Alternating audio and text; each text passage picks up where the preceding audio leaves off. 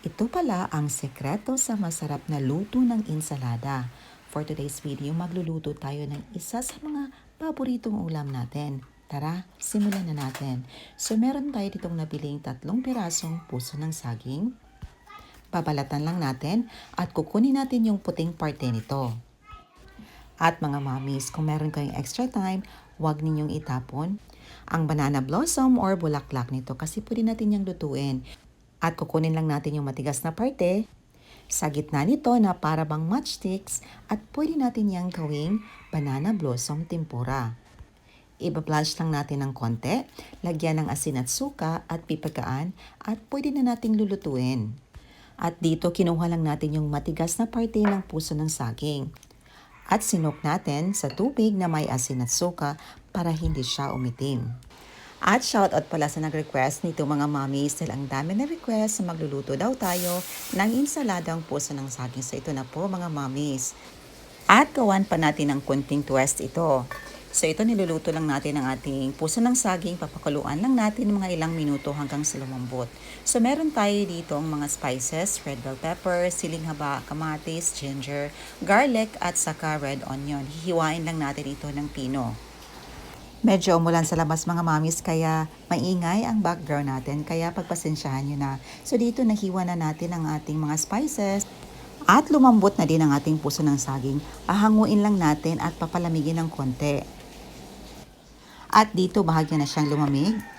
Gumamit lang tayo ng gunting or scissor sa pag-slice nito kasi medyo mainit-init pa para hindi naman tayo mapaso. Napino na natin ito mga mamis. Pipigaan lang natin para ma-remove naman yung dagta nito. Gumamit lang tayo dito ng plastic gloves. At pagkatapos nating mapigaan, i-set aside muna natin. Ito mga mamis ang sekreto para mas maging masarap, malinamnam ang ating puso ng saging. So gumamit tayo dito ng niyog na hindi siya gaanong kagulang or katanda, yung niyog na good for palitaw ba. Kasi mas creamy yun at mas malinamnam at less oily. At mga mamis, isa din sa mga sekreto para mas mapapa-extract pa natin ang gata nito, hindi tayo gumamit ng plain water lang. Hot water or boiling water ang ating nilagay sa pag-extract ng gata at para maluto naman ng konti yung ating gata mga mamis. Kasi hindi na natin ito lulutuin at idedirekta natin itong ilagay sa ating nilutong puso ng saging at para maging malinis naman. So dito naglagay lang tayo ng pampalasa, naglagay tayo ng patis, brown sugar, meron din tayong kalamansi mga mamis. Nag-add tayo ng rock salt, ground pepper, and mga spices. So red onion, garlic, bell pepper, ginger, at saka kamatis. Of course mga mamis ha, adjust the taste according sa inyong panlasa. At dito minix lang natin para ma-fully combine ang lahat ng mga ingredients. So hindi ko nagamit yung total na gata na nakuha natin mga mamis, yung tamang-tama lang. Para hindi naman siya apaw at hindi naman siya masyadong masabaw.